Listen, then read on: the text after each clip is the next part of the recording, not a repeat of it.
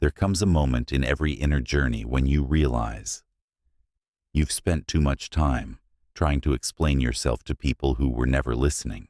You've poured your heart out, clarified your intentions, repeated yourself in different words, different tones, softer and softer, hoping this time they'll understand.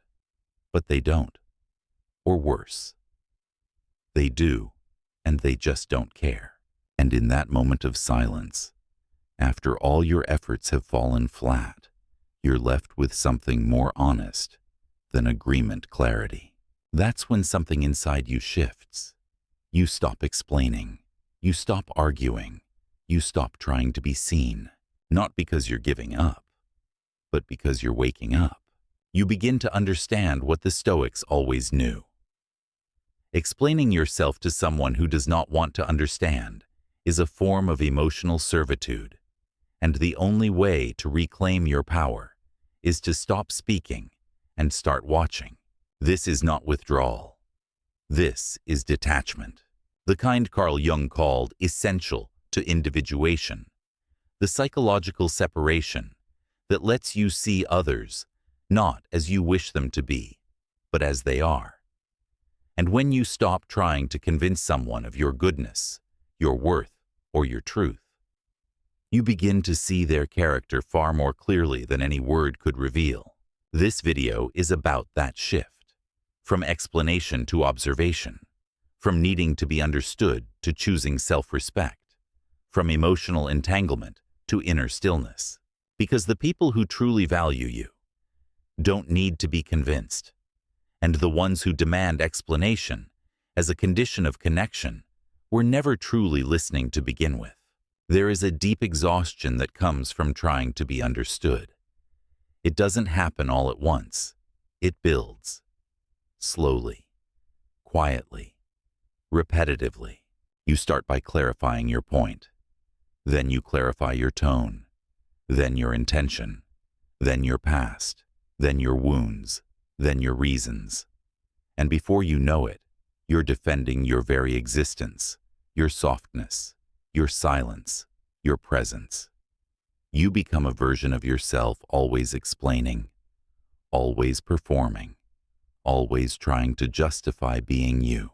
And it never works, because explanation is only received by those who are willing to listen. Everyone else hears what confirms their story of you and filters out the rest. So what do? You stop. Not out of bitterness, but out of awareness. You realize the need to explain is not a sign of strength, it's a sign of misaligned connection.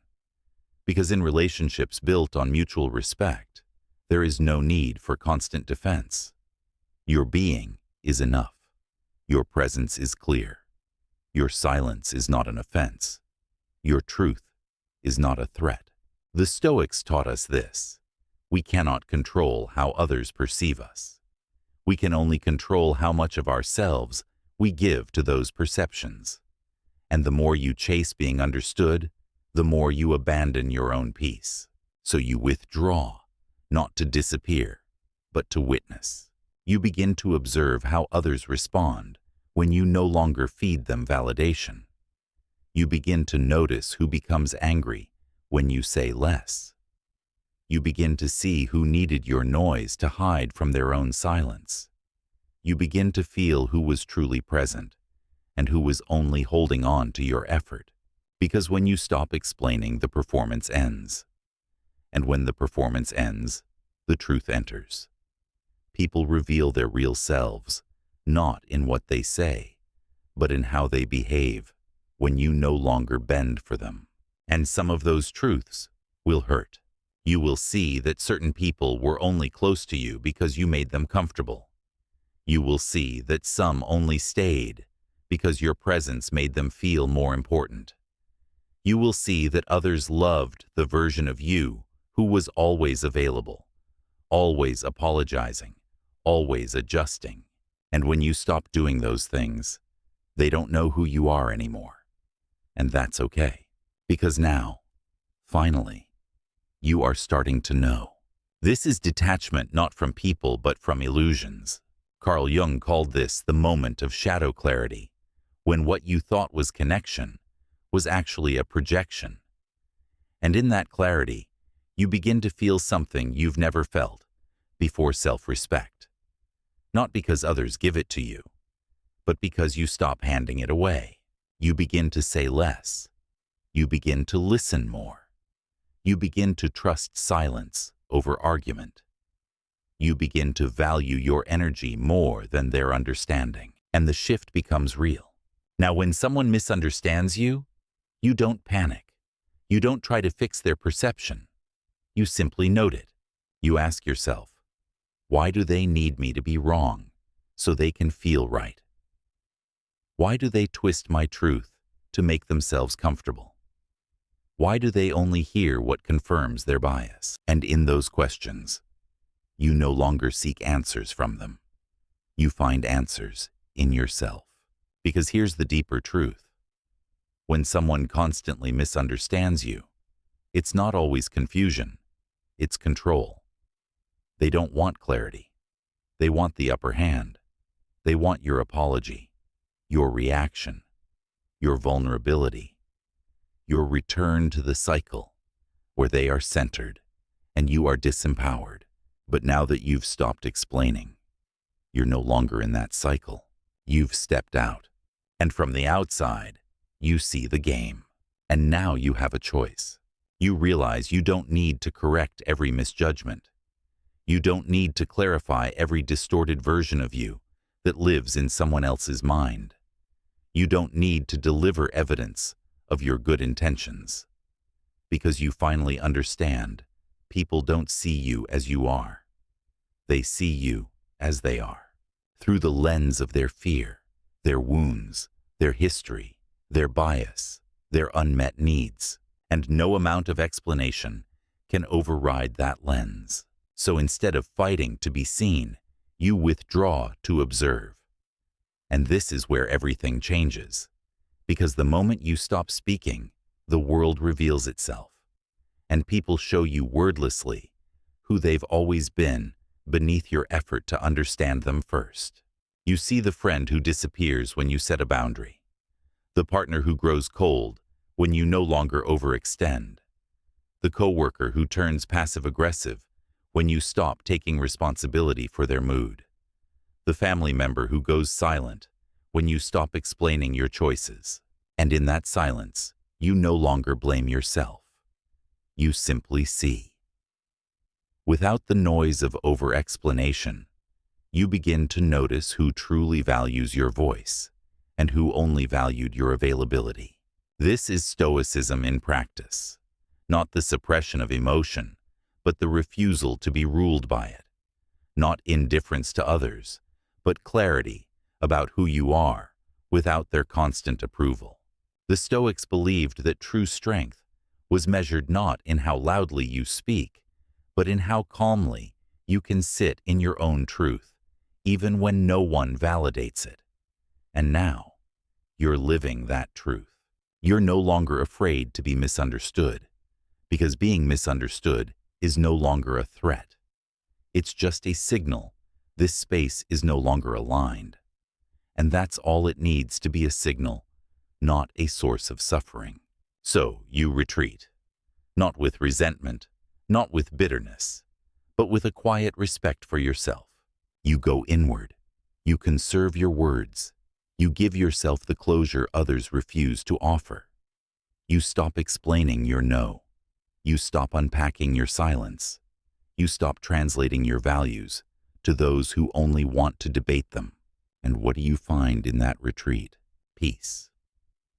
Not because everything is resolved, but because you're no longer exhausting yourself trying to be received where you no longer belong. You begin to feel how much energy you were giving away, not in service of connection, but in service of proving you were worthy of connection. And when that pattern breaks, you're left with something so powerful, it scares you, your own stillness. And in that stillness, you meet the most important person of all yourself. The version of you who no longer needs permission to be enough. The version who no longer needs to be understood to feel real. The version who can sit with discomfort without scrambling to fix it. This is not apathy. This is inner maturity.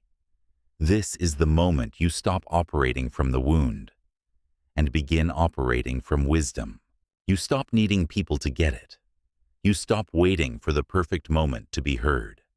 You stop hoping that your sincerity will one day magically unlock their empathy. And instead, you take a breath and you walk away, not with arrogance, but with reverence. Reverence for your time, your energy, your spirit. Because now you understand, when someone can't or won't hear you, continuing to explain yourself is not communication. It's self-abandonment, and you've done enough of that. As you begin to observe, you notice the micro-behaviors, the subtle shift in their body when you stop reacting, the slight agitation in their tone when you no longer fill the silence, the impatience when you no longer soften your truth to protect their comfort. You're not doing anything to provoke. You're simply not doing what you used to. No more over-explaining, no more emotional hand-holding, no more apologizing for having standards. You're simply holding your ground, quietly, firmly, and the reactions you receive tell you everything you need to know. Because how someone reacts to your boundaries tells you who they've always been behind the version they showed you when you were agreeable, when you were easy, when you were still explaining. This is the gift of retreat. It doesn't change people. It reveals them. And what you begin to understand is this: your silence is not absence. It is a mirror. It shows people what they've been saying when you're no longer talking. It shows you who seeks connection and who seeks control. It shows you who listens when you speak and who only listens to respond. You begin to see who needs an audience for their ego and who's capable of being present with your truth. And here's where the detachment becomes real, not because you're numb, but because your clarity has replaced your desperation. You no longer need people to stay. You no longer fear their misinterpretation. You no longer chase connection at the expense of self-respect. And that inner shift changes how you show up in every interaction. Now, when conflict arises, you observe before responding. You don't interrupt. You don't defend. You read the room. You feel the energy. And often you say, nothing. Not to be cruel. Not to win. But because you understand most of what people say isn't even about you. It's about their projections, their trauma, their fears. And when you can see that, you no longer get pulled into every narrative that demands your participation. Instead, you ask yourself silently, is this mine to hold? Is this an invitation to heal, or just a distraction from myself? Is this space safe enough for my truth, or is silence my sanctuary right now? And if the answer leads you back into yourself, you follow it. Because you now know that your peace is not found in convincing anyone. Your peace is found in the sacred act of not reacting. This is Jungian detachment in its purest form. To be fully present, but not fused. To feel deeply, but not drown. To love honestly, but not cling. To understand clearly, but not explain endlessly. And when you live this way, people begin to experience you differently. Some will respect you more. Some will fear the silence you now command. Some will walk away confused that their old strategies no longer work on you. And some, the rare ones, will stay. Not because you work for their acceptance, but because they recognize your wholeness and don't need to tear it down to feel safe. These are the relationships worth keeping. They begin when the performance ends. They begin when your silence starts saying more than your words ever could. Detachment is not the absence of care. It is the presence of clarity. It's easy to confuse silence with coldness, especially when you've spent your life equating effort with love and noise with connection. But now in your retreat, you begin to understand real connection doesn't require performance. And your value isn't something that needs to be constantly defended to remain true. So you begin a new practice. You don't just withdraw, you stabilize.